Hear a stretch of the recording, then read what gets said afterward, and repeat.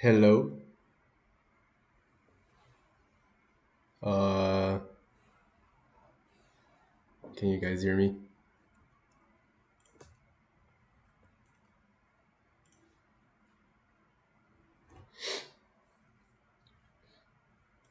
Well, I think you guys can hear me. I hope so, at least.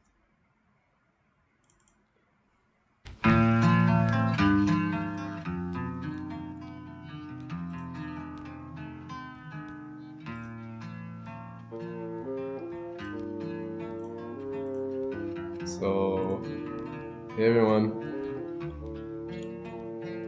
It's been a while. You're on Toxicologist. I don't like talking when the music's playing. It's been a while. Um, we have a bit of catch up to play. I wanted to talk a little bit about the title of the stream is Ends and Beginnings. But I wanted to ask you guys about some stuff and see how you guys are doing.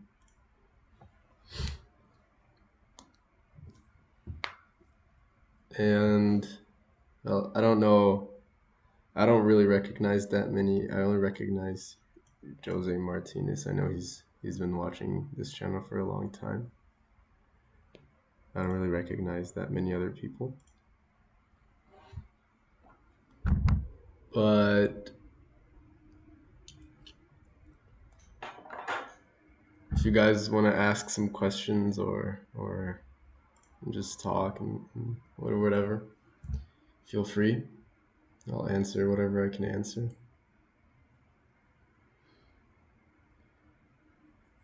Although I wanted to ask about like how have your lives been doing? You know, I haven't posted on this channel in, I don't know, I think about a year, 10 months. And I've had a lot of videos in the works, but I never really got to the point where I thought, yeah, this is something I want to post. Yeah, I caught you playing TF2 like a year ago. Yeah, I was playing TF2 right now. Maybe I can play a little later, but I don't know if my connection can handle it, like gaming and streaming at the same time. I've moved locations since I last live streamed, which was probably about 2 years ago. And the internet in this new location is not that good.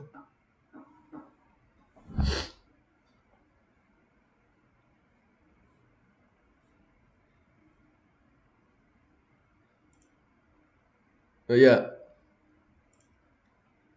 I've been thinking about making some channel content on a variety of subjects, like,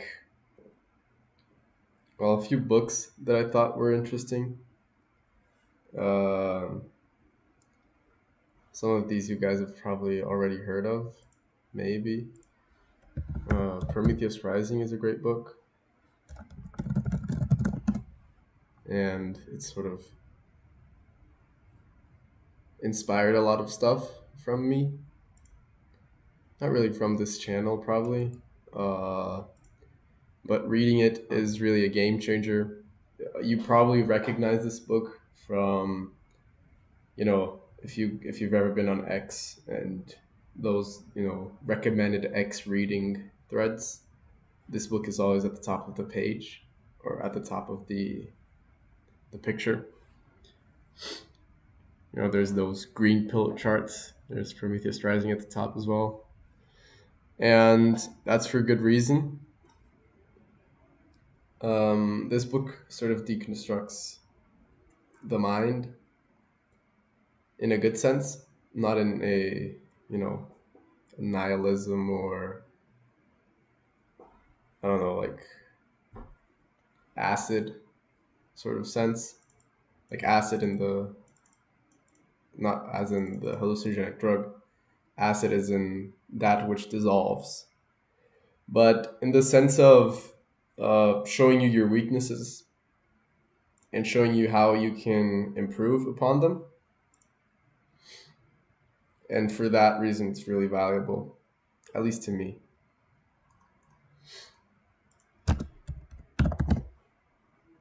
Let me see if there's some PDFs of this.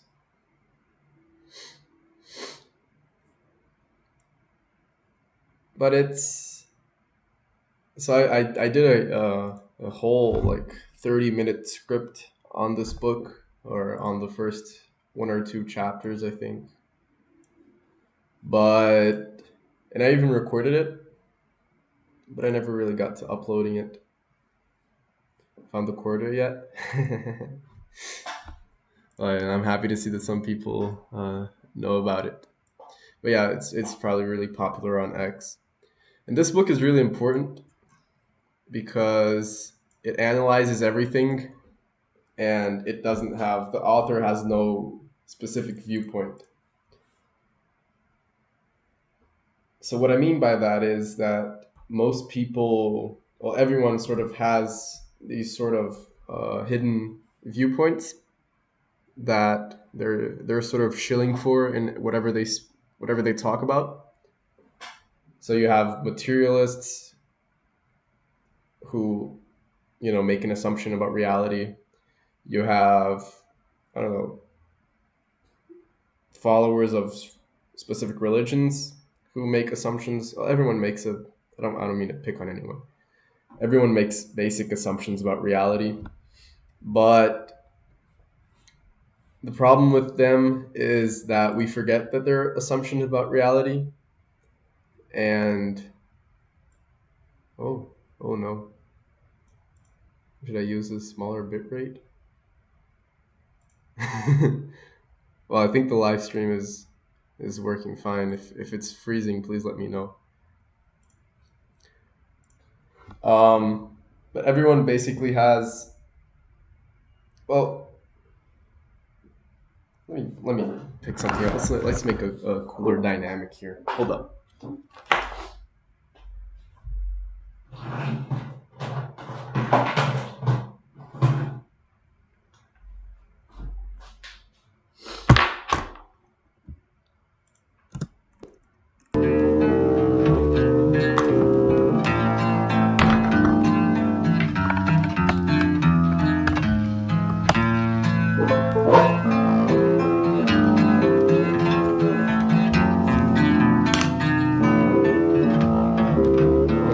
I need to install I have a little drawing tablet, but I think I need to install the drivers for it.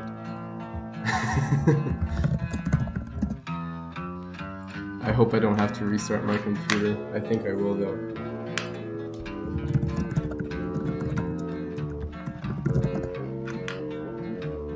Yeah, I don't think you can do it.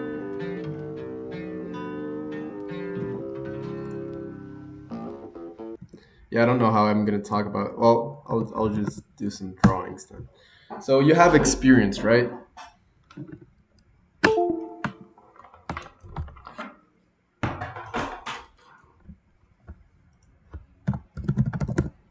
Damn, I have no depth. Okay, I have this at least. So you have this thing that you call experience.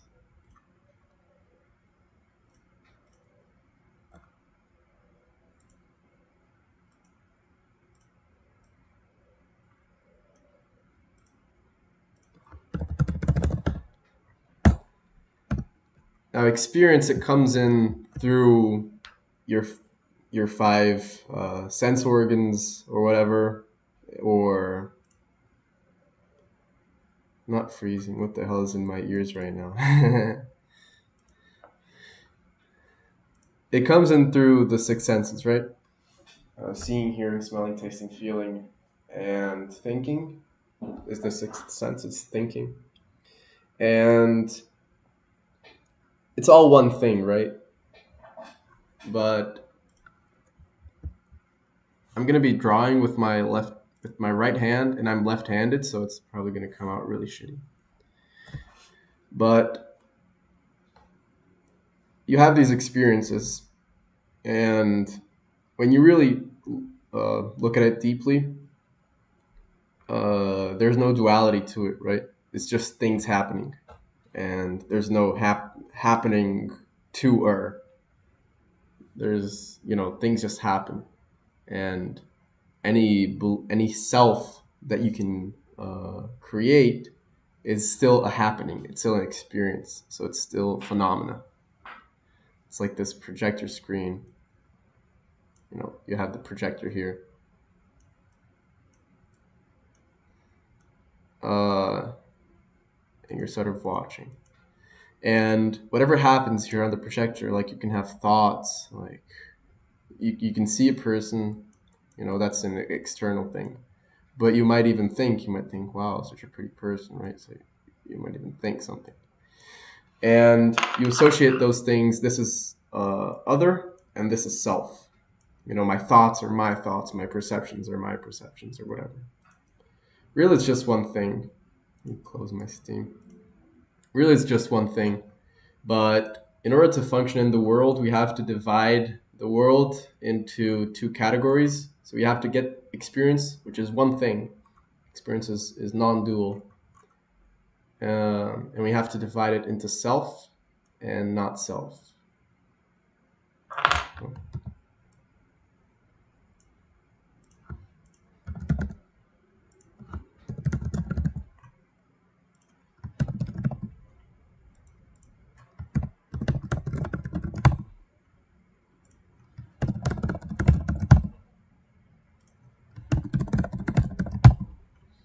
So you have to divide your experience into these two things in order to function in the world, right? If so, we create this duality. We create, well, it's sort of already established, right? We're born already thinking like this, but we divide the world into what is me and what is not me. Basically, you do this as a baby, right? As a baby, a baby is trying to test out what things are under his control and what things aren't under his control. So, he might move his arm and he'll see, yeah, that's under my control. And he can try to move the table and he can't move the table, or at least he has to move the table with his arm. So, the arm's part of me and the table's not part of me, and, that sort of thing. So this is what I mean by self and not self, subjective, objective. And we divide these two things. But this is already abstraction, right? Because what there really is just experience. What there really is just the projectors, the stuff on the projector, whatever it is. All of this self and not self, it's all here. Oops. It's all on the projector. It has nothing to do with the soul or whatever. It's just experiences. It's all one thing. But we divide it into two things because we have to function in the world. And as soon as you divide things into self and not self, you have to make some sort of assumption about reality.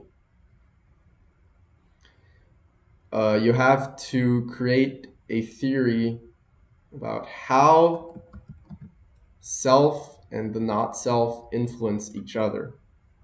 Because they do, right? You can influence the world. The self can influence the not self. I can influence the universe with my will, with what I want to do, with my volition. But the universe can also influence me with, well, everything else, right? With the external circumstances.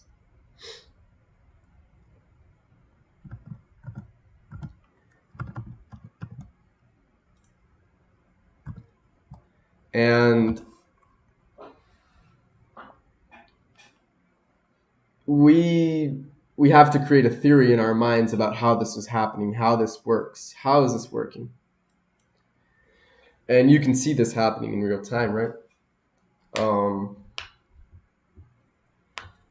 Basically, we create 4 types of different theories. we can take the self as being the ultimate and the not self as being derived from the self. Or we can take, and also this is this is consciousness or mentality, and this is matter or materiality, I guess. So how does consciousness influence matter? How does matter influence consciousness? In order to operate in the world, we have to create some sort of axiom on which to function. And the most basic proposition, or the most fundamental axiom which we create, is about how the self influences the not self, how I influence the universe, or how the universe influences me. And people do this in 4 ways. It's an arbitrary choice.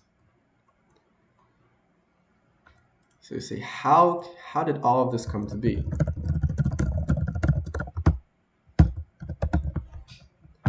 So it's a little like the chicken and the egg, right?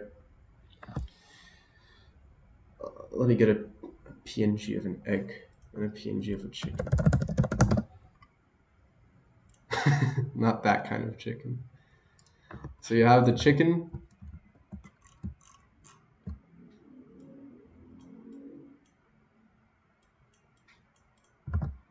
and you have the egg.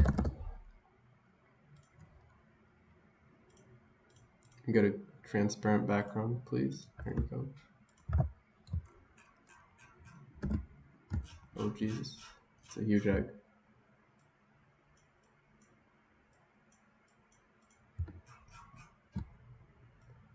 It's the classic tale of the chicken and the egg, right? Which did the chicken lay the first egg, or did the first egg hatch the first chicken? It's a question without an answer, but in reality, it's the same as this question. How did all of this come to be? It's a chicken and egg question, or at least trying to solve it with reason is. And so we make sort of arbitrary choices. We can say that the chicken was the first, and the egg came from the chicken. So, for example, if I say that the chicken was the first, we can call this chickenism. We can say that the egg comes from the chicken. Or the chicken is primordial, and the egg is an emanation of the chicken. So this is the consciousness first view.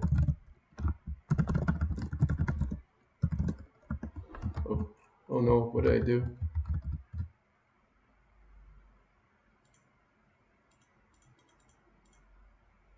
Oh. I don't know how this program works, sorry.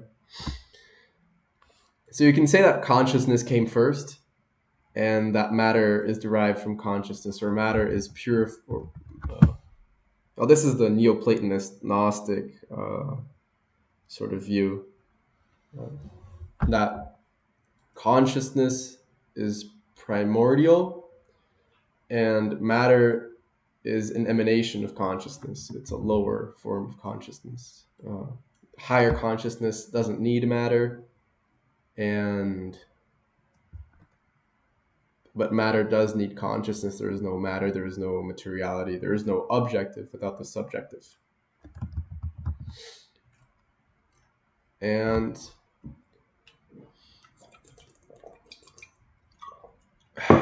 this is also the theistic view, that God, which is, a universal mind, or though God is he has the property of mind, so somehow mind created matter, right?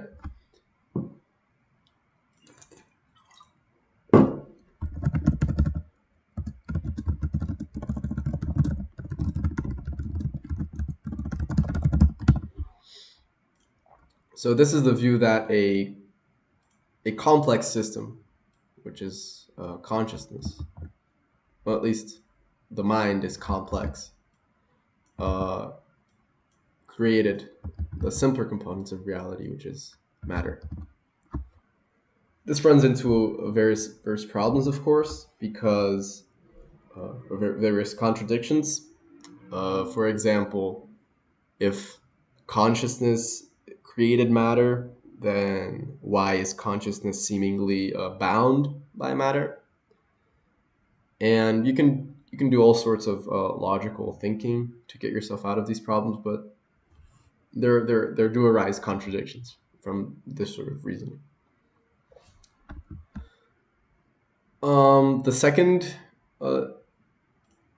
well, you can make two dual assumptions, right?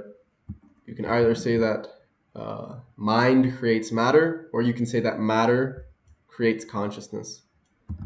So matter is the base level, and consciousness is a organized form of matter. So you can see that it's as arbitrary as saying that consciousness creates matter. There's no better view. There's no a priori view.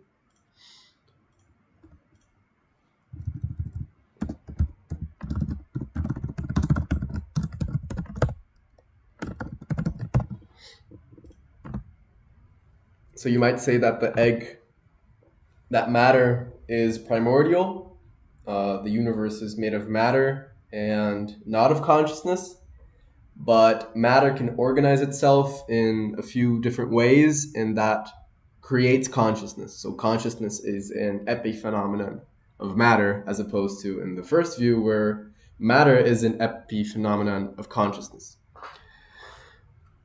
These two views have problems, and just to give an example of traditions that hold this view, an example would be scientific materialism, which is the current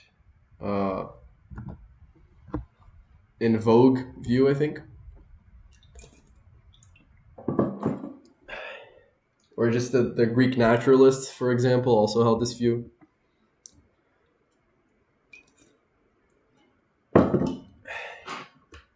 And this is just taking the parts to be the whole, or taking the whole to be the parts. It's a dualism that comes about from having to make an arbitrary choice. And both of these dualisms have problems. I'm just trying to... We'll get back to Prometheus Rising afterwards. But I'm trying to explain how these views come about.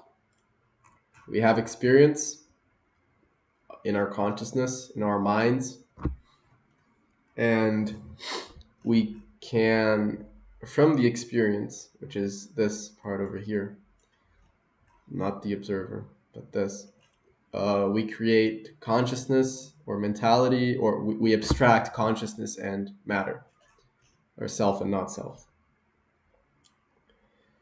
And because of that abstraction, we have to create a working logical model about reality. And in order to do so, you have to put your foot down somewhere. And you can put your foot down in these two ways. Actually, there's four ways. So this is dualism. Oh, wait, this is monism, actually, sorry. So this is one over the other. So both of these views have problems. They both fall into logical contradiction. Why does materialism fall into logical contradiction? Well, you can't. There is no logical argument for how matter, which is an inert substance and does not require the existence of consciousness, can give rise to, and matter, which is the objective, can give rise to subjective experience. This is a jump that you have to make, which is not philosophically or logically justifiable. In order to make the jump, or you can't make the jump. Most serious materialist philosophers these days, they are either pantheists, not pantheists, panpsychists. They believe that matter, or that consciousness, is an inert property of the universe, an innate property of the universe, or they denied the existence of consciousness altogether, like Daniel Dennett. He says that consciousness does not exist, it's all matter. But you can't say that matter creates consciousness if consciousness is not an inherent product, an inherent property of the universe already. It's not logically justifiable. Just as it's not really logically justifiable to say that mind creates matter. There's no reason for mind to create matter if mind is already a self-sustained system. There's no need for it to create matter. Both of these views have problems, basically. The third view is dualism. So you say that there's both the chicken and the egg.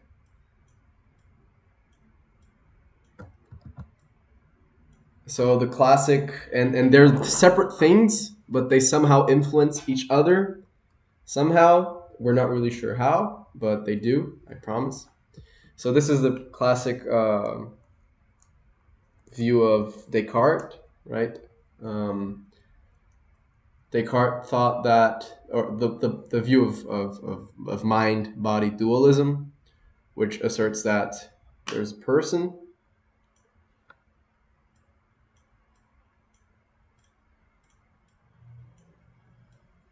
which is the body,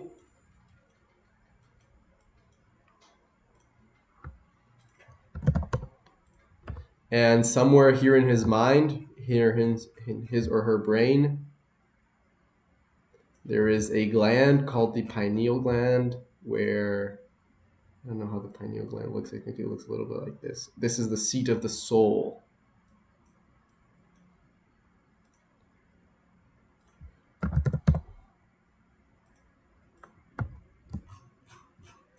This is the view of Descartes, right?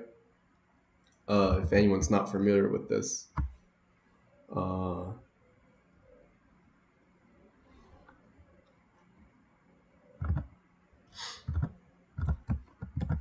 hope you guys are familiar with this.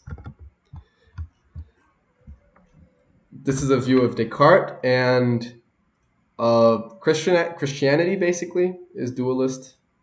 It believes that there is a soul and that there is a body, and that they're two separate things, and at death the soul departs from the body, and where the divide between soul and body is strange and really indeterminate.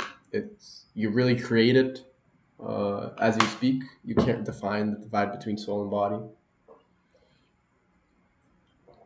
I mean, you can, but if you analyze it, it breaks down. You can't. It's like I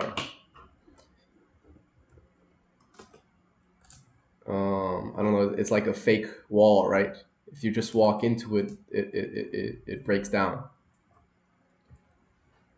Like those invisible, like in Minecraft, where when you have the paintings, and behind the paintings there's like more stuff behind them. You think there's something there, but you can just walk right through them. Dualism is not really sustainable. Neither, you can't, because of the reasons I just did, you can't draw a divide between soul and body, or between body and soul. And most people are dualists, I think. Most people think there is a mind and a body, because we live in the Western world, and Western philosophy is largely inherited the ideas of Descartes and not Plato. Plato was a monist.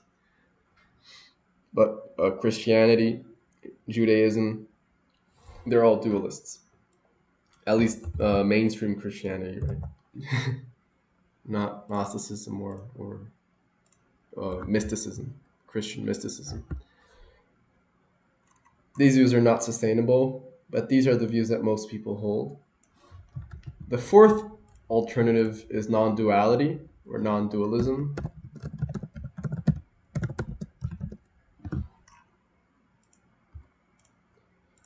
Non-duality says that the chicken laid the egg, which laid the chicken, which laid itself.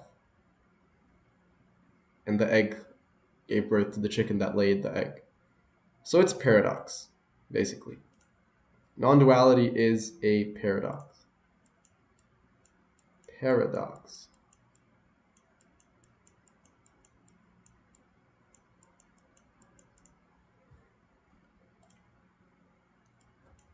Basically what non-duality is saying, that it's that we're looking at this thing from the wrong angle. We're looking at this self and other, self and universe thing from the wrong perspective. And no matter how you look at it, you're gonna... Oops, how do I get out of this? No matter how you look out of it, no matter how you look at it, you're gonna get into some contradictions. So most mystic traditions are non-dual. William Blake was a famous non-dualist.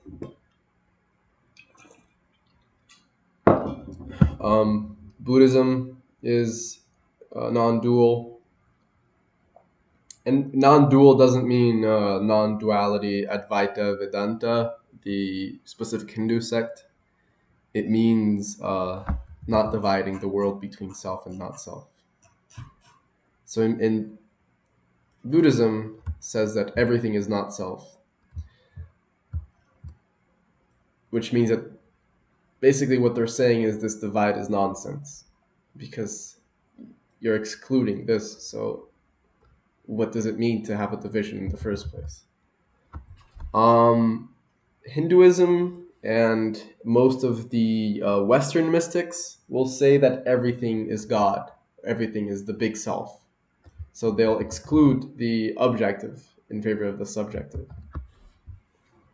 But they're also excluding one. So what does it mean to have two? It doesn't make sense to have two if there's only one. And this is back to what I was talking about. At the end, there's just experience.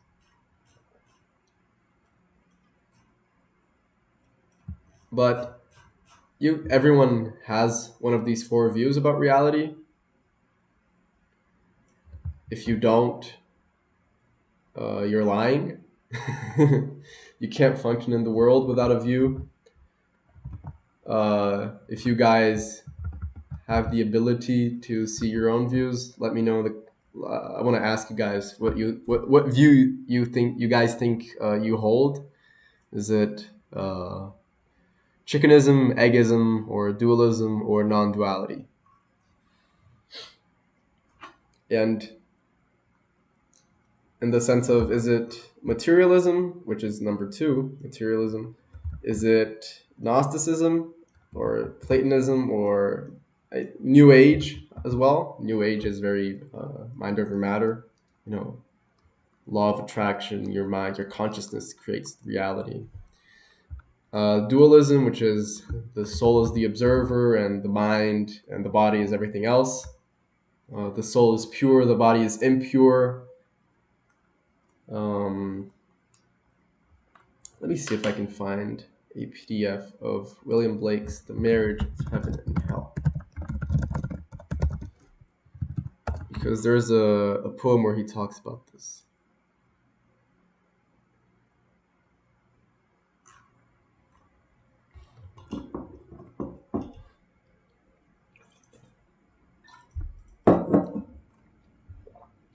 So Blake says, let me see if I can find...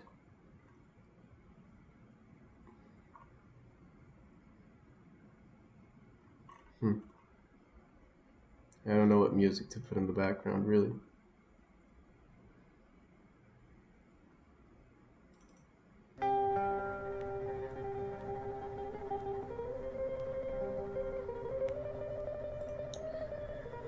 The voice of the devil. All Bibles or sacred codes have been the causes of the following errors. 1. That man has two real existing principles, that is, a body and a soul. And 2. That energy, called evil, is alone from the body, and that reason called good is alone from the soul. And third, that God will torment man in eternity for following his energies. But the following contraries to these are true.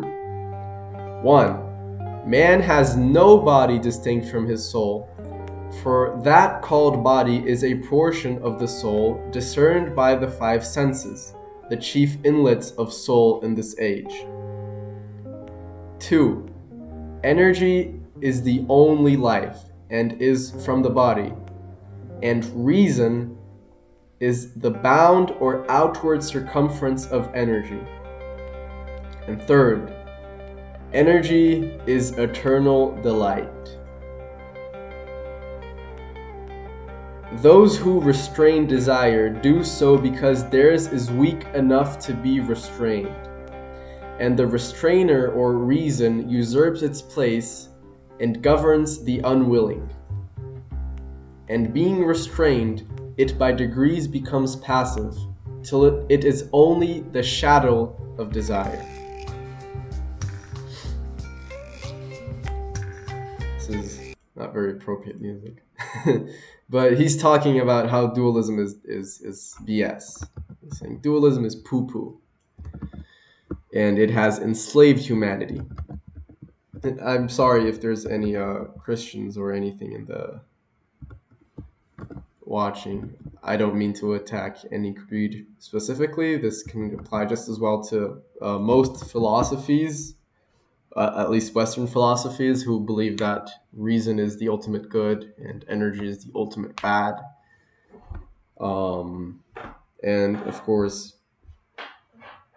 the Bible doesn't say this sort of stuff. It's all interpretation. Christianity is not necessarily like this. At least not the Testaments. Maybe the Pauline letters do. But I don't know if anyone trusts Paul these days. How do I create a new page?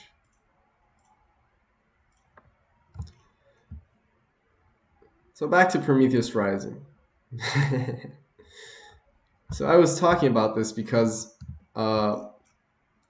I want to show that you have to create these views in order to understand the world. You have your brain, or your mind, or whatever.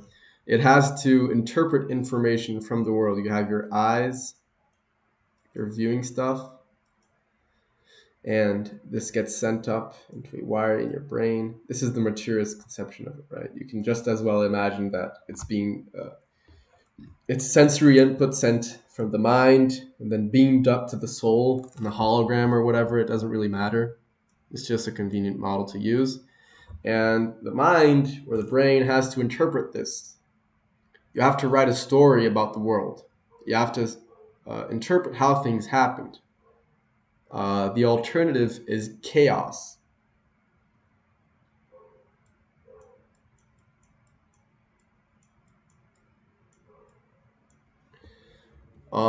This is the same as infinity.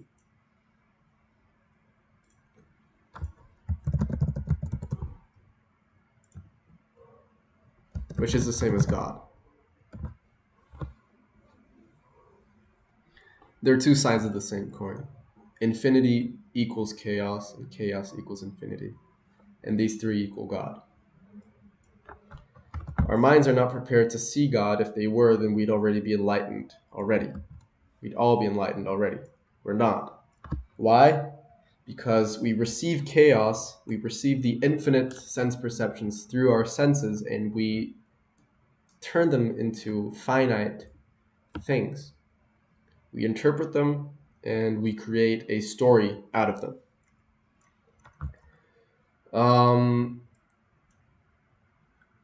And we use this story in order to judge our future actions. So it's really the subjective experiencing the objective, and the objective influencing the subjective, and the subjective influencing the objective.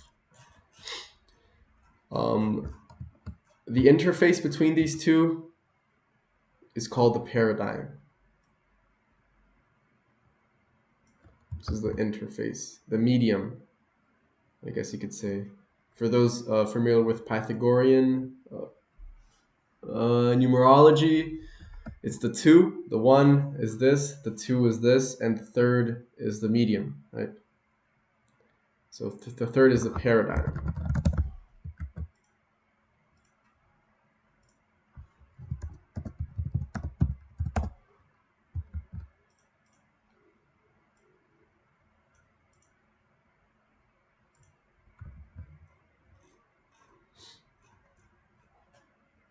The paradigm is what Robert Anton Wilson is talking about here in the book. It is the views we have about the world, which we cannot prove, but we think them, and by simply thinking them, we prove them. The chicken creates the egg, which creates the chicken. And our paradigms are good. We need to make sense of the world. We need to have a structure in our minds which makes sense of the world. But you can't forget that you have a paradigm. It's like if you want to see something really small, for example, or something really up in the distance, what do? You use a microscope or a telescope. So you put your eyes, your normal vision, if imagine you're interested in really small things, your normal vision is of no use. You can't see really small things with normal vision. You have to use a sort of amplifying device. So you use a microscope. And it's useful, right? It's a tool. It's serving you. But you can't see big things with a microscope. It's impossible. You can only see small things. The paradigm, it excludes its opposites. It's as if they didn't exist. It's like wearing colored glasses. Let me see if I have an image of colored.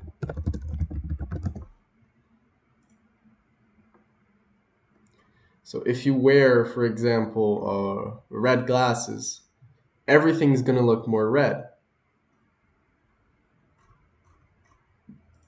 Right? Everything's going to look more red. But as those of you who have taken a basic optics course know, if you filter through only one color, then its opposite is going to appear black. So in this case, I think it's green. If you're wearing red glasses, you cannot see green. A green object will appear black, as you can see here. It appears brown and black.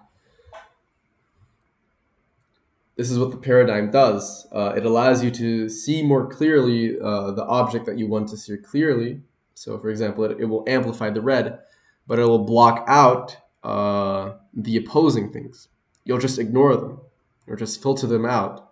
If you've met someone who has a view and you can show them good arguments, and you could tell them, you could spend all day with them trying to convince them otherwise of their view, yet they would not change. Why? Why are people like this? Because they have a paradigm and they've forgotten that they're wearing glasses. They think that the way they see the world is the way the world really is. And this is the origin of all conflict.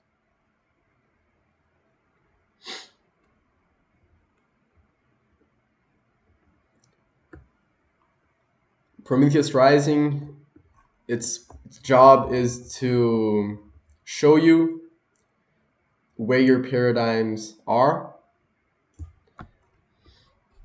and where your unjustifiable beliefs about reality lie.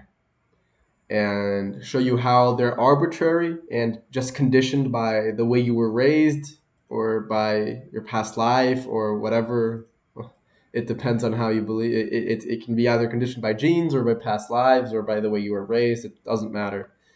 But it was conditioned. And it could just as well have been completely opposite, and you wouldn't even know.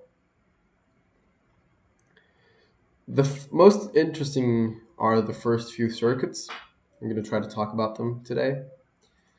So the first one is called the oral biosurvival circuit. This is basically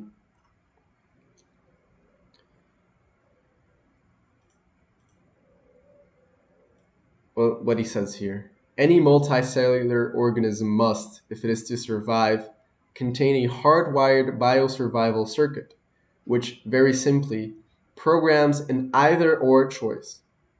You can either go forward to the nourishing and the protective, or you can go back away from the threatening and the predatory. Any mammal hooks the biosurvival circuit to the first imprinted big biosurvival object, the tit, the teat, right? Biosurvival and orality are deeply blended in all mammals, including humans. This is why, despite the cancer terror, an estimated 30 million Americans still smoke cigarettes.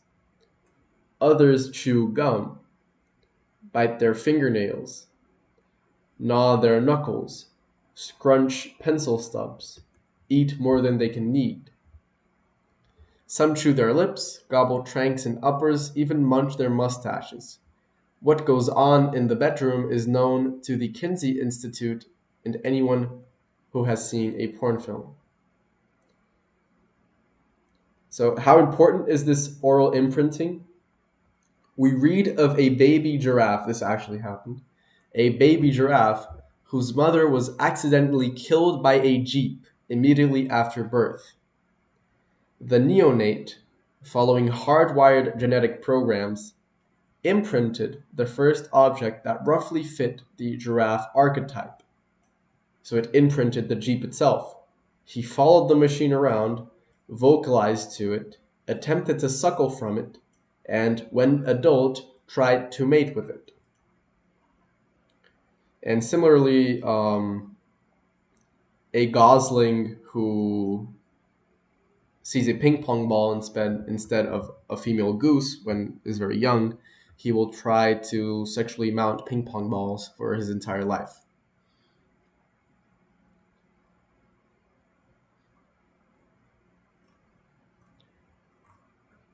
If this biosurvival circuit is not correctly imprinted, well, let me continue here. Freudian suggests that opiate addiction is an attempt to return to the womb. In keeping with our theory, it is more likely that opium and its derivatives return us to the safe space on the biosurvival circuit, the warm, snug place of biosecurity.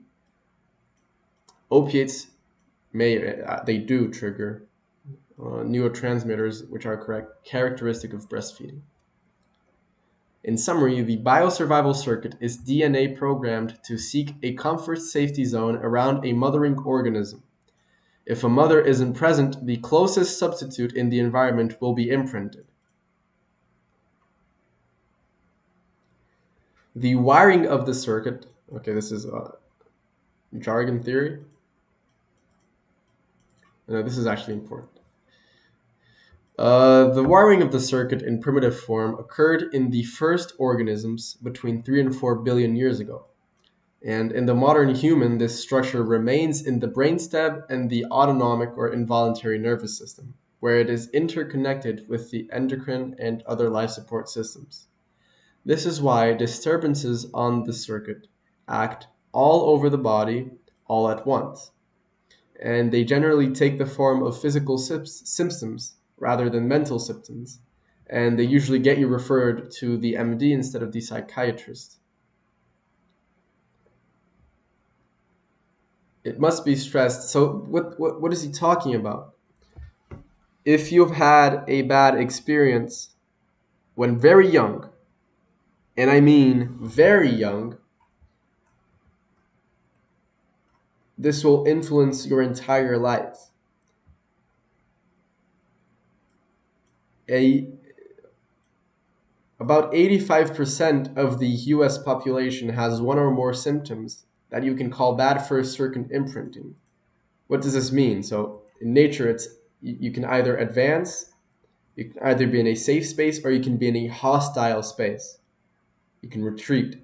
If you're in a hostile space, this will activate your what is it, a fight or flight response. What does this mean? It means dizzy spells, heart palpitations, sweaty palms, frequent nightmares. If you have these one or more of these symptoms, you probably have bad first circuit imprinting. It's a fact that um, adopted kids or kids who did not have good attention from their parents when tiny babies, they will grow up to have less healthy immune systems. They will grow up to be less confident, and they live less. They die more of disease. They're less strong. They generally do not fulfill their utmost potential just because of this.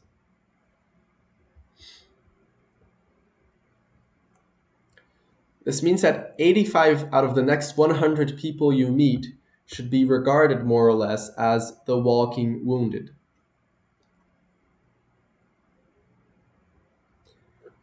This is so many people today suffer of anxiety.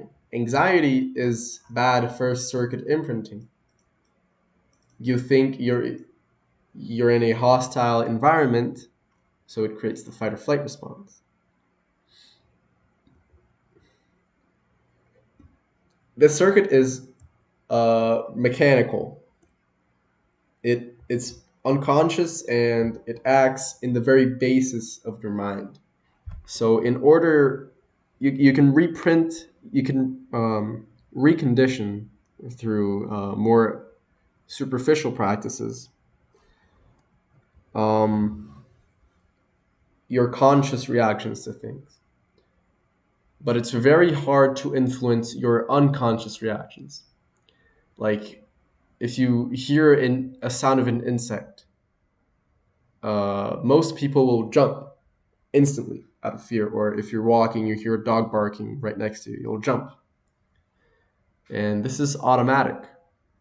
You don't have control over it, because it's deeply, deeply, deeply unconscious. And in order to reprogram this sort of thing, you have to go through a more transformative experience. Most SoundCloud rappers have bad first circuit programming. They try to return to the womb with opiates and whatever. Return to the larval state. And they talk about being anxious and suffering in the real world.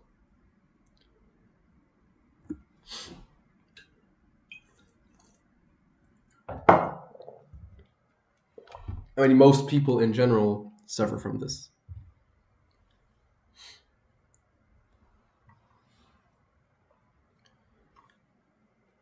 It is as if mankind were sunk in deep sleep and found themselves in disturbing dreams.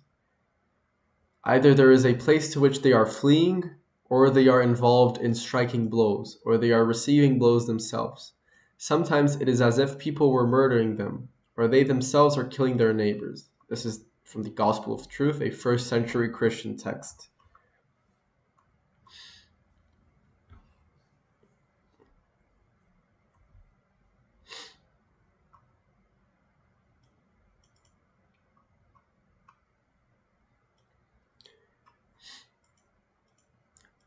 The first imprint is made by chance. It's not your fault. Some imprint bravery, inquisitiveness, and the exploratory drive. This is a good imprint because you think that most things are safe. You had a good imprint, so you tend to trust things. You tend to be more confident. And others will imprint timidity, infophobia, which is fear of the unpredictable, and withdrawal, of which the extreme case is autism. And all of this is robotic, it's unconscious, it's automatic, it's not under your control until you learn to reprogram and re-imprint your own brain circuits. And in most cases you never acquire this skill.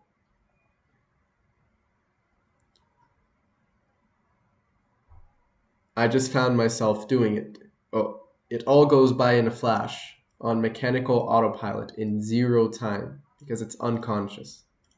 I just found myself doing it, says the soldier as he's being court-martialed for cowardice or decorated for bravery.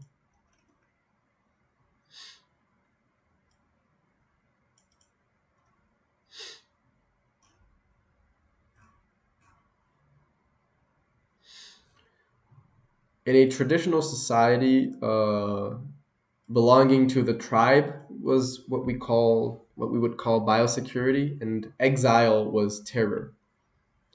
So if you want to imagine what an ancient person would feel like when they were exiled, just imagine if all your access to money were cut off tomorrow. You had no more money.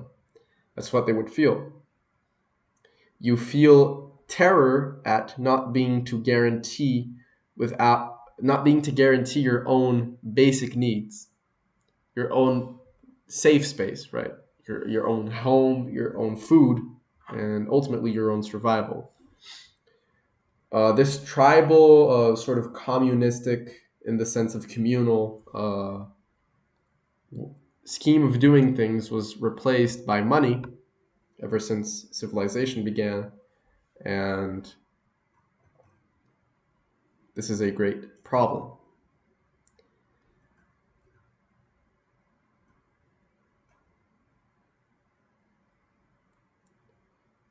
In the real world, the tickets called money are the biosurvival bond for most people.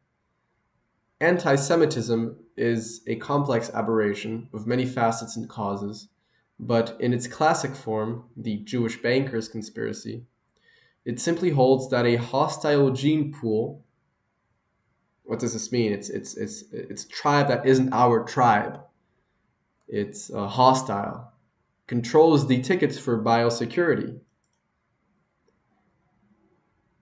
This makes sense, right? Such paranoia is inevitable in a money economy, and junkies have similar myths about who controls the supply of heroin.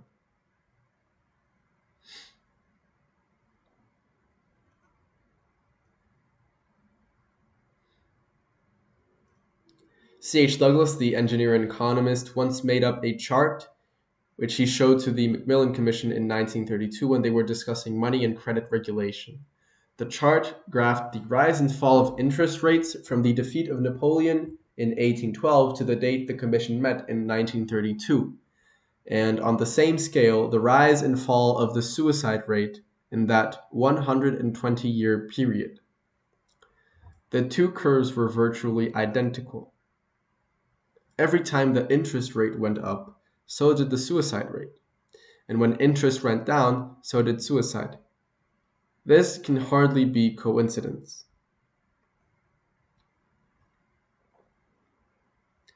Marxists and other radicals are urgently aware of such factors in mental health, and hence scornful of all types of academic psychology which ignore these biosurvival issues. Unfortunately, the Marxist remedy, making everybody dependent for biosurvival on the whims of a state bureaucracy, is a cure worse than the disease. I agree with this. Biosurvival anxiety will only permanently disappear when worldwide wealth has reached a level and a distribution where, without totalitarianism, everyone has enough tickets. People who have an extreme imprint on the biosurvival circuit, they will look fat. They will look baby-faced, sort of. He calls it, what does he call it? Viscerotonic. They're baby faced and they never lose their baby fat, even in adult life. They're plump, round, and gentle, and they're easily hurt by disapproval of any sort, because in the baby circuit of the brain, disapproval suggests extinction by the loss of the food supply. How can you exercise this circuit? In the sense of how can I bring it to more health? Well, cuddling, sucking, hugging, and etc., and playing daily with one's own body or another's body or the environment are perpetually necessary to neurosomatic and endocrine health. Those who deny such primordial functions because of rigid imprinting on the third rationalistic or the fourth moralistic circuit tend to become dried up, prune-faced, unattractive, cold, and muscularly rigid. The baby functions of playing with one's own body, another's body, and the environment continue throughout life in all animals. This playfulness is a marked characteristic of all conspicuously healthy individuals, of the sort that Maslow calls self-actualizers. If this is so, in the end, there's some exercises which I'll show.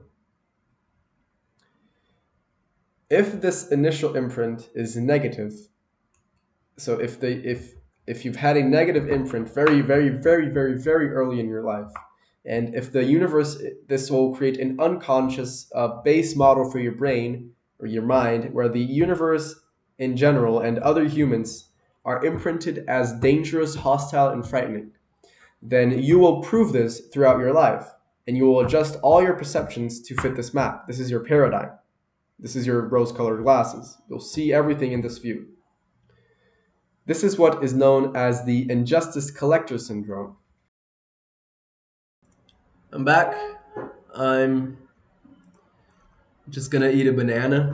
I hope you guys are enjoying this stream. I hope it's not too boring. I'm trying to give some of my knowledge on these subjects that I've gathered and have had no real time to make a video on them, or have made a video, but I prefer to talk instead of making a script.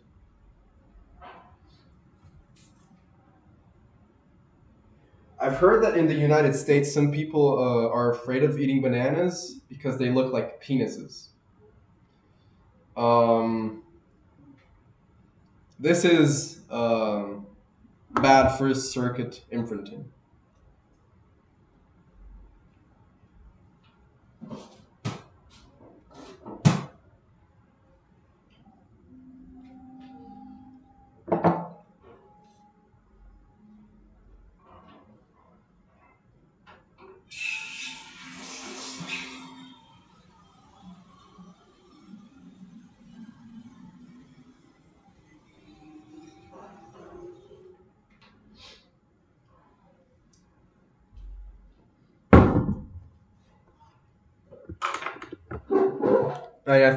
I'm sorry if this is news to the Americans. It's a meme I saw on Fit, like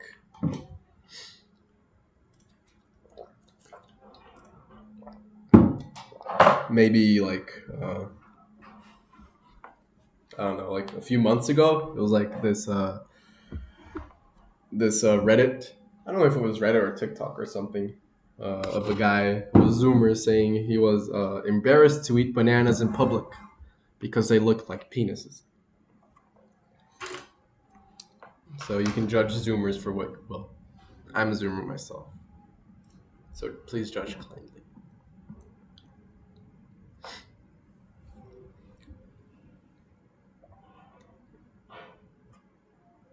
So this is, if you have a bad first circuit imprint, you will prove that the world is hostile and dangerous and frightening in your own way. But people tend to group together So the female members of this group are usually called radical feminists, and the male members are less organized and can be found in the fringe groups of the extreme left and the extreme right. And I think a lot of them will be unfortunate, probably. On Pole, maybe, and what's it called? R9K, the incels, and whatever. Basically, people who see the world as negative and it's the world's fault. Because the world is inherent. If the world is a bad place, then of course it's the world's fault that things are bad. And in the other way around, if you have a good First Circuit imprint, you'll probably not view the world as very hostile, or you can view the world as hostile, but you'll see it differently. Instead of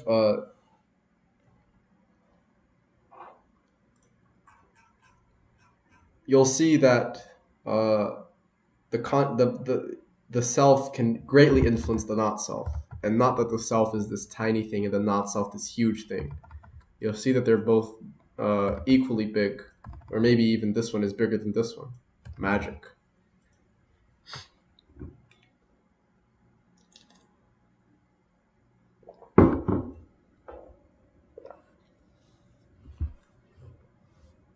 How so such a pattern is unconscious in three ways. It is unconscious because it is automatic. It happens without thought, as a robot program. It is also unconscious because it began before the infant had language, and hence it is pre-verbal. It is felt rather than considered. And it is unconscious because it is felt all over the body all at once.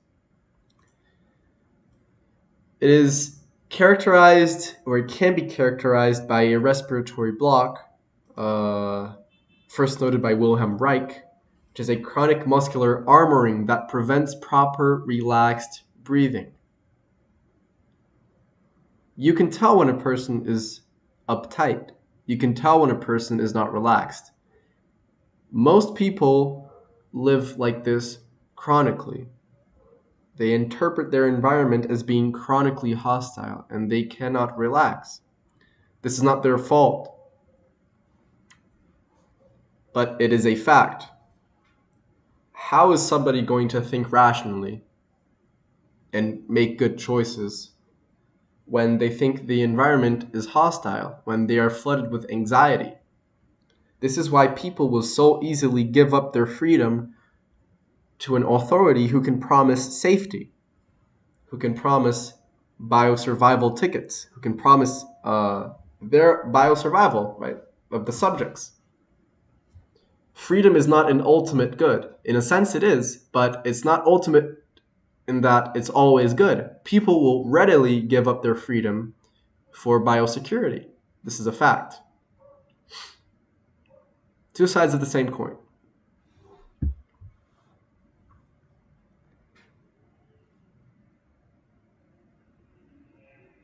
This is why every single meditation, every single mystical tradition in the whole world, I don't know if every single one, but most of them place a great emphasis on breathing, on restoring your natural breathing patterns. Meditation on breathing is extremely rewarding. Pranayama is extremely rewarding as well. Specific breathing exercises which help to break up this programming.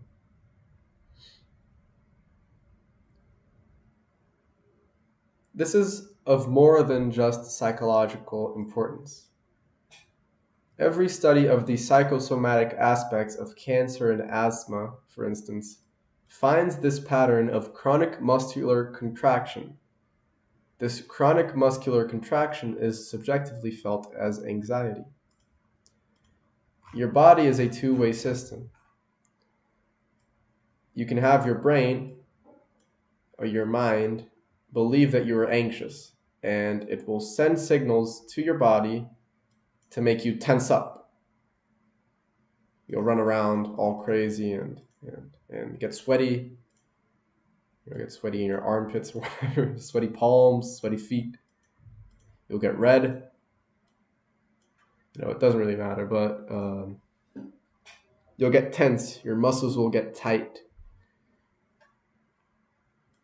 if your brain sends it. But it's a two-way system. If your body is chronically tense, your brain will create a reason for being anxious. Your brain, because that's how the logical mind works, it gets, well, this takes a bit of meditation to experience for yourself. So I'll just leave it at that. I'll say this, that all reason is made up justification for your own prior intuitions. Intuition is a code word for unconscious feelings that bubble up from your body. That's why you get a gut feeling, right? And if your gut feeling is chronically anxious, this will influence your mind in more ways than you could possibly imagine. So relax. If you can get any message from this video, I would say to relax. Don't be tense, get proper natural breathing. Because you are strangling your own inner organs every day because you're afraid. So don't be afraid. It comes from the body. So just open up your body.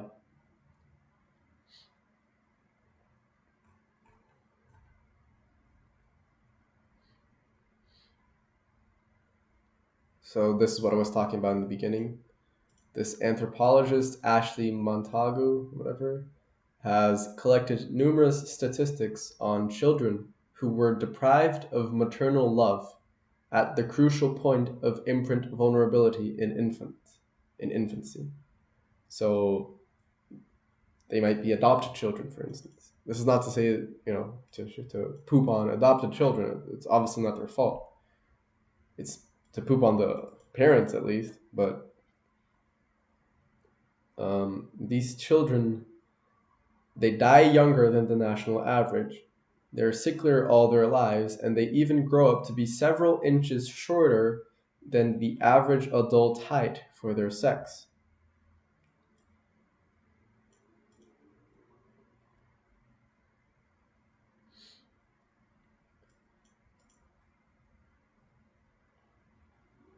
Throughout human life, when the biosurvival circuit senses danger, then all other mental activity ceases.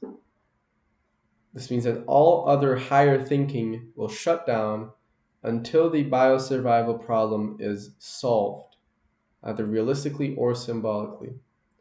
And this is of crucial importance in the mind washing or brainwashing or brain programming. We will see this afterwards in future videos when we talk about brainwashing, how brainwashing works. The first thing to do is to reduce the subject to a state of infancy.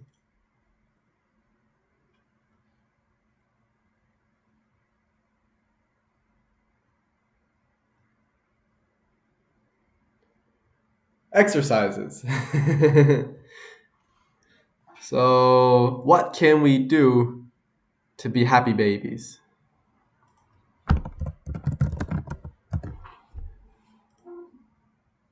How can you look like this instead of this?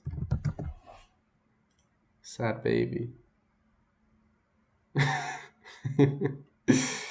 Well, that's an angry baby. But how can you look like this instead of this? And it doesn't matter how you were as a child. There's a few exercises that you can do right now to change your own programming. And this is why this book is so good. because it gives you the tools to change your own mind in a good way. You can see that all the bad things here are literally bad things. They are bad things. So any exercise that you do to change this is positive. It's a net gain for you. There's nothing to lose. 1. Determine to enjoy this primitive circuit fully from now on. Play with yourself and others and the environment shamelessly, just like a newborn baby. Meditate on this Bible verse. Unless ye become as a little child, ye shall in no wise enter the kingdom of heaven.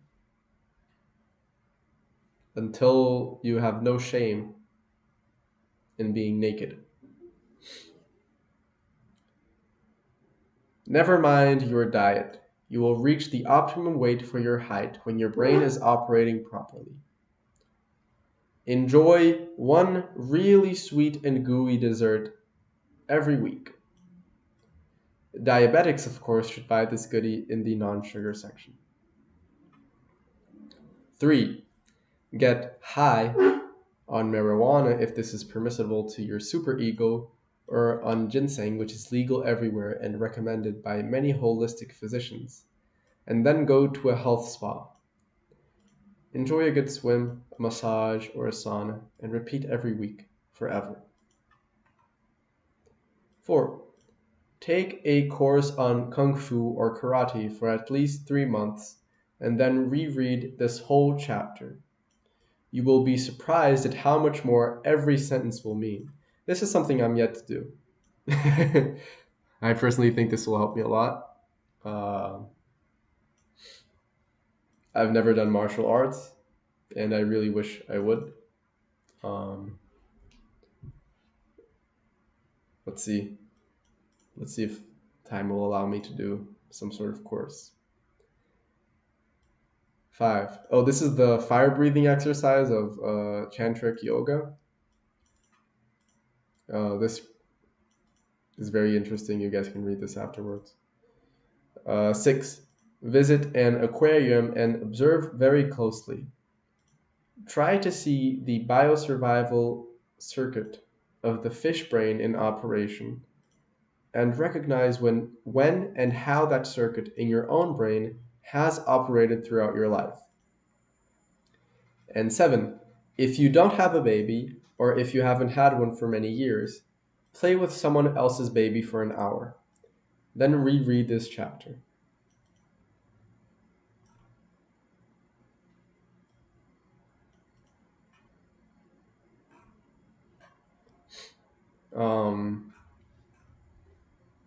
Yeah.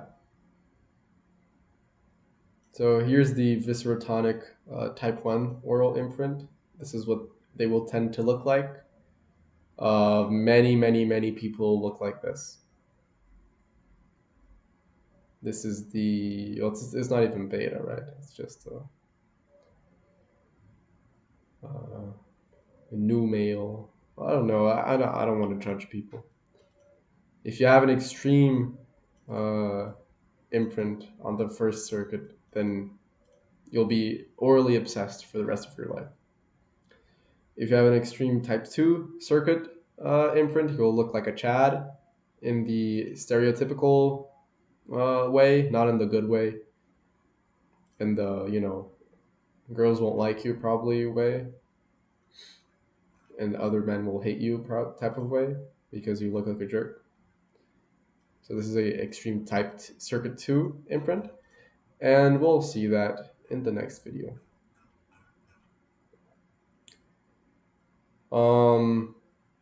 I hope this has been somewhat interesting. I don't know if you guys were interested in this, but Prometheus Rising is, yeah, this is a bad second circuit imprint. It would be, or well, yeah, both actually. But Hunched Shoulders is second circuit. It's it's in the mammalian sort of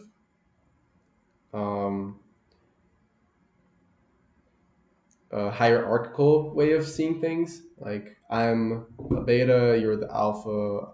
You know, if you walk into an office, you will see it. You'll see this in action. You can see who's the top dog. You can see the pecking order. This is just as real in humans as it is in any other animal. And this is what creates the memes, you know, alpha, beta, whatever. Alpha and beta are not really first circuit related. First, you can look like an alpha, but you can still be really scared of everything. So you have a bad first circuit imprint. Like you can be really muscular and strong, but you'll be scared of things. Like if you hear a dog barking, you'll jump, or you know you're anxious. You know, people and people might even become strong and muscular in order to make up for this perceived weakness in themselves, this insecurity. And you know, if there were if muscularity had to do with first circuit, then there would not be strong communists. There would not be strong social justice warriors, which there aren't many, but there are a few. There would not be strong Nazis as well. Let me throw that one in. Because this is all, you know, all of those are people who are inherently distrustful of other people and their environment and other gene pools mainly, or other tribes or other, you know.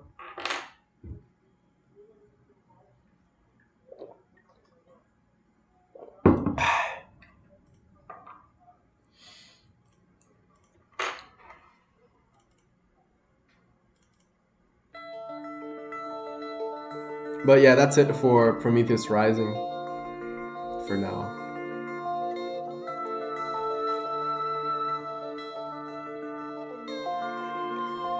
There's a really good section here in The Marriage of Heaven and Hell that I wanted to talk about.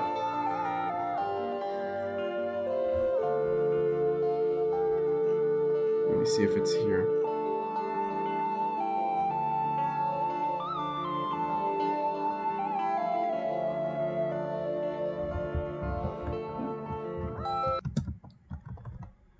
Once I saw a devil in a flame of fire, who arose before an angel that sat on a cloud, and the devil uttered these words: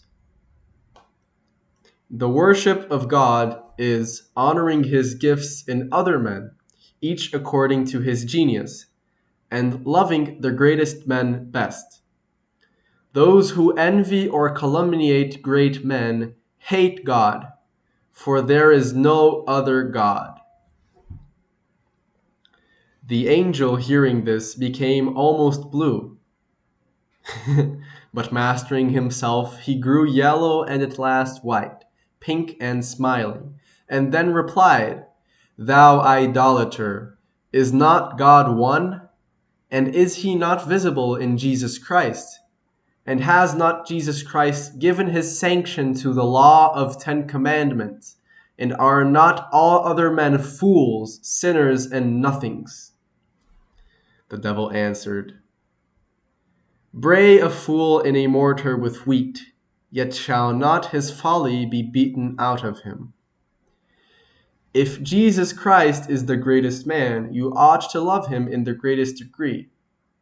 Now hear how he has given his sanction to the law of the 10 commandments.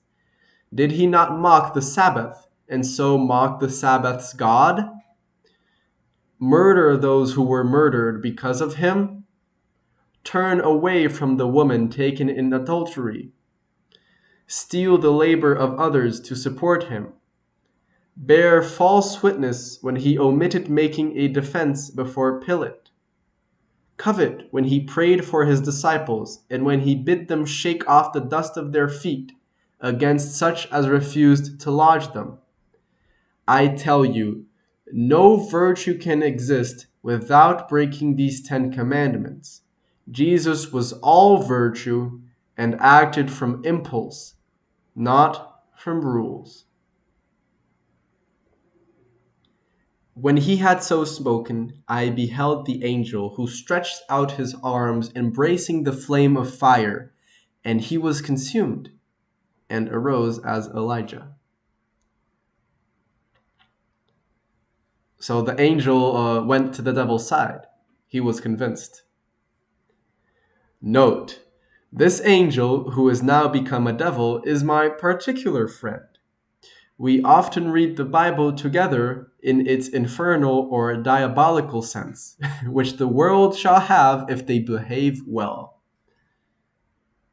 I also have the Bible of hell, which the world shall have whether they will or no.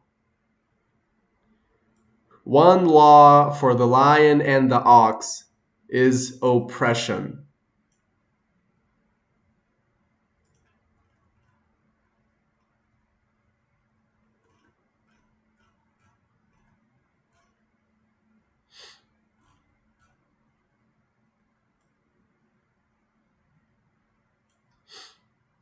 This is what Blake says. This is what the devil says.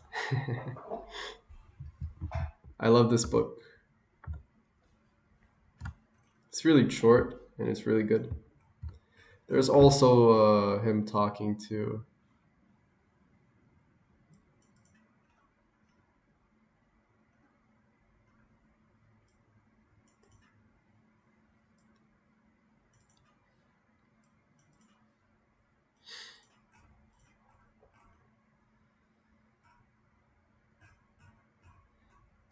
there's also where he talks to the prophets, Isaiah and Ezekiel. The prophets Isaiah and... Let me put some cool music on, if there can be such a thing.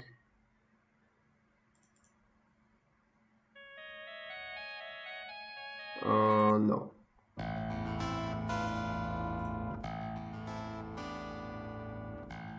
I don't like... No, this doesn't fit the mood. This doesn't fit the vibe.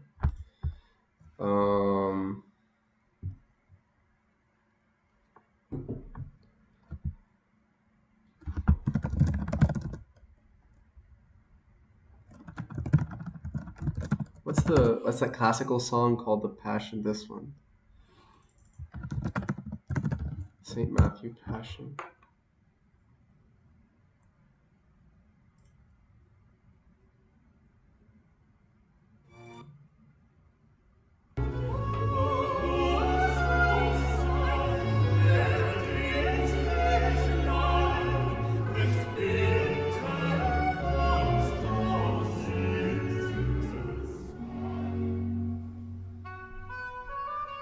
I'm looking for a specific phrase here.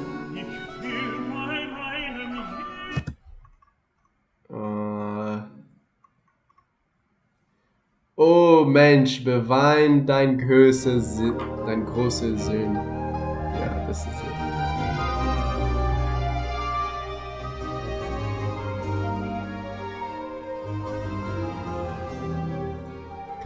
The prophets Isaiah and Ezekiel dined with me, and I asked them how they dared so roundly to assert that God spake to them, and whether they did not think at the time that they would be misunderstood, and so be the cause of imposition. Isaiah answered, I saw no God, nor heard any, in a finite organical perception.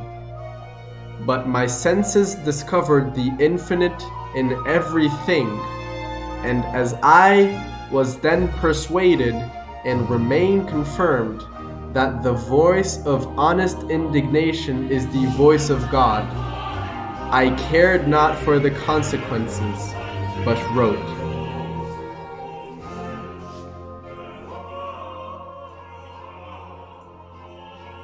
Then I asked, does a firm persuasion that a thing is so make it so?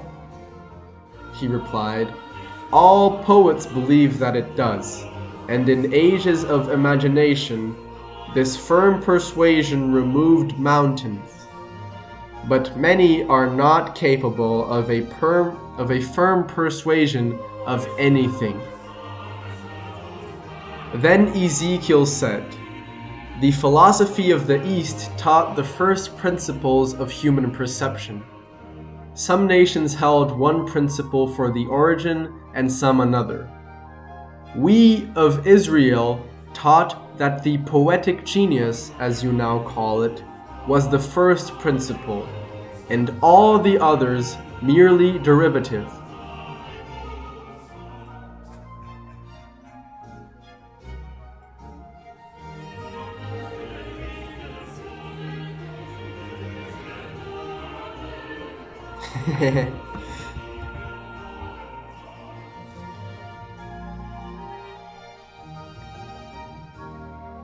This, which was the cause of our despising the priests and philosophers of other countries, and prophesying that all gods would at last be proved to originate in ours, and to be the tributaries of the poetic genius.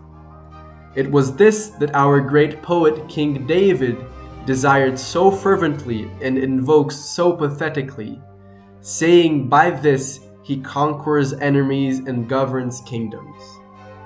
And we so loved our God that we cursed in his name all the deities of surrounding nations, and asserted that they had rebelled. From these opinions the vulgar came to think that all nations would at last be subject to the Jews.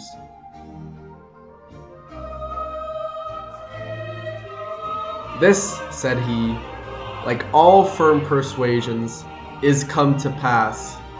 For all nations believe the Jews' code and worship the Jews' God. And what greater subjection can there be? I heard this with some wonder, and must confess my own conviction. After dinner, I asked Isaiah to favor the world with his lost works. He said none of equal value was lost. Ezekiel said the same of his. I also asked Isaiah what made him go naked and barefoot for 3 years. He answered, "The same that made our friend Diogenes the Grecian." I then asked Ezekiel why he ate dung and lay so long on his right and left side. He answered, "The desire of raising other men into a perception of the infinite. This the North American tribes practice, and is he honest who resists his genius or conscience only for the sake of present ease or gratification?"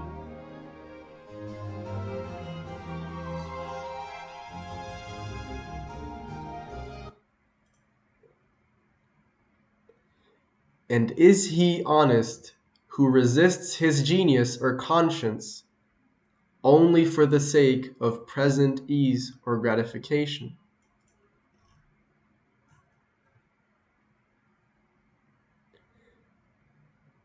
The ancient tradition that the world will be consumed in fire at the end of 6,000 years is true, as I have heard from hell. For the cherub with his flaming sword is hereby commanded to leave his guard at the tree of life. And when he does, the whole creation will be consumed, and appear infinite and holy, whereas it now appears finite and corrupt.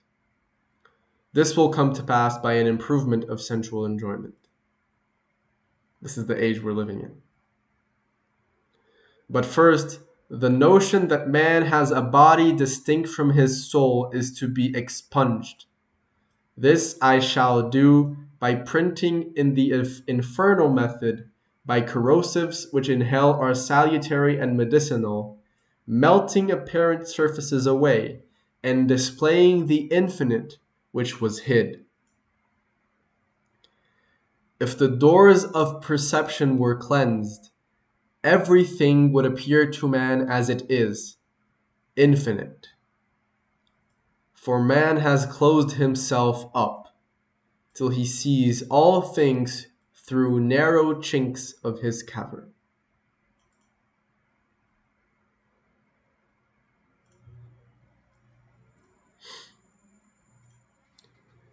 I think this is a good place to stop the stream. I hope you guys have enjoyed it.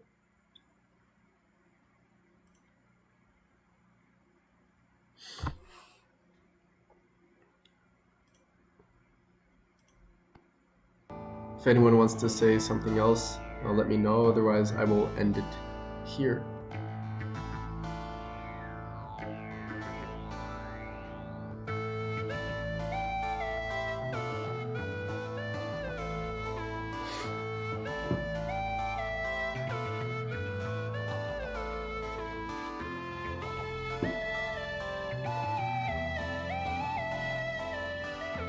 What answer would you pick for the question? There is no truth. The options were true, false, indeterminate, meaningless, self-referential, game rule, strange loop, or none of the above.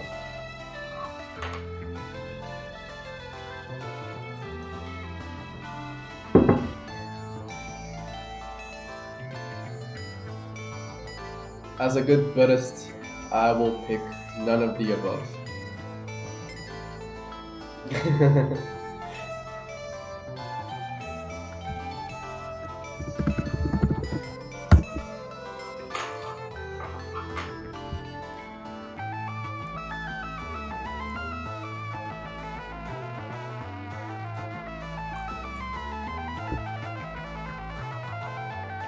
Let's see if the Heart Sutra loads.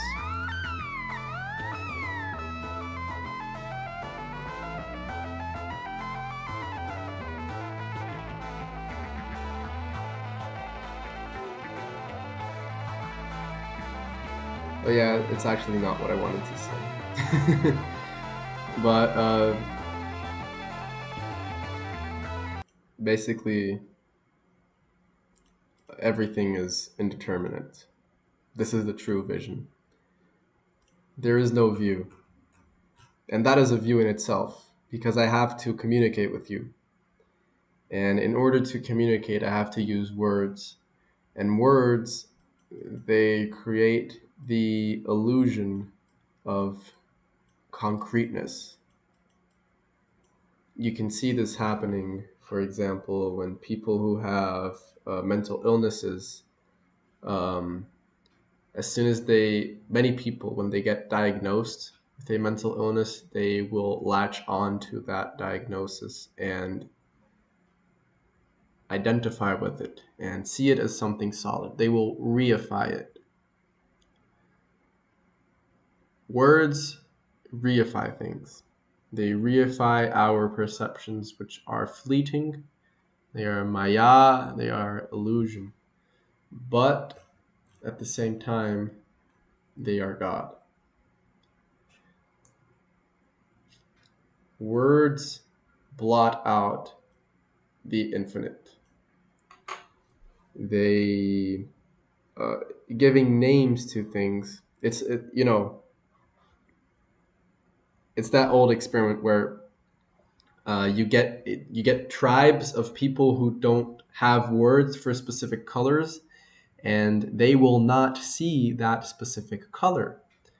It's not like they're seeing the same thing as you and I are, but if a tribe, for example, has no word for the color red, they just see different shades of, well, red is a bad choice, but they have no word for the color orange. They just see different shades of red or yellow.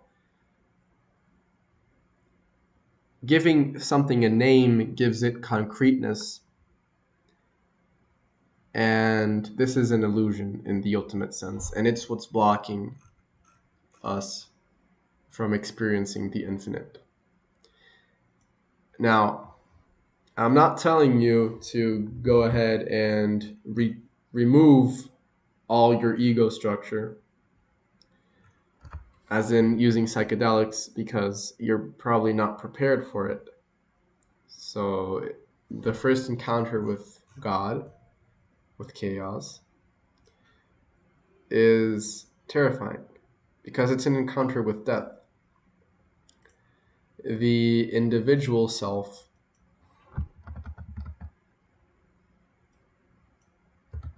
Let me draw a tiny man here. The individual self does not survive the encounter with God. He is completely engulfed. You don't survive. There is no self in pure nirvana. It's death for you. And paradoxically, it's the ultimate mystical experience.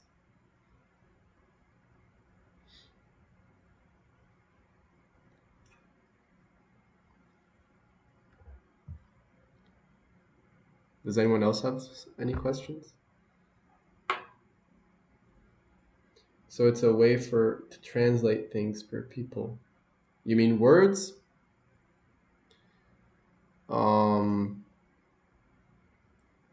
No, words are useful, but they reify things. They create the illusion of concreteness, which is a bad thing. Because as soon as you believe that things are concrete, as I said, you no longer perceive the infinite in everything.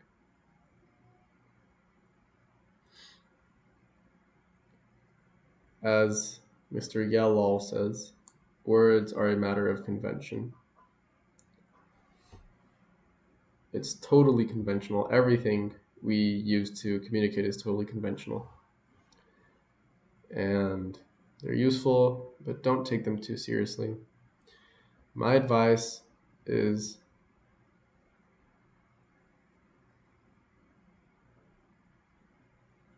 yeah, I agree, Chuck. My advice is to abide in the present moment as thoughtless awareness. Relax your body and your breathing and start from there.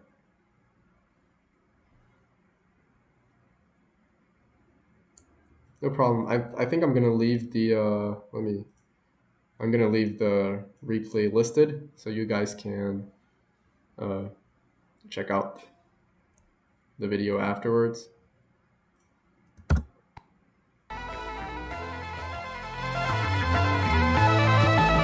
I hope this is Bob. I hope you guys have enjoyed this live stream. I'll just let the music tune out and turn on the screen. Thanks everyone.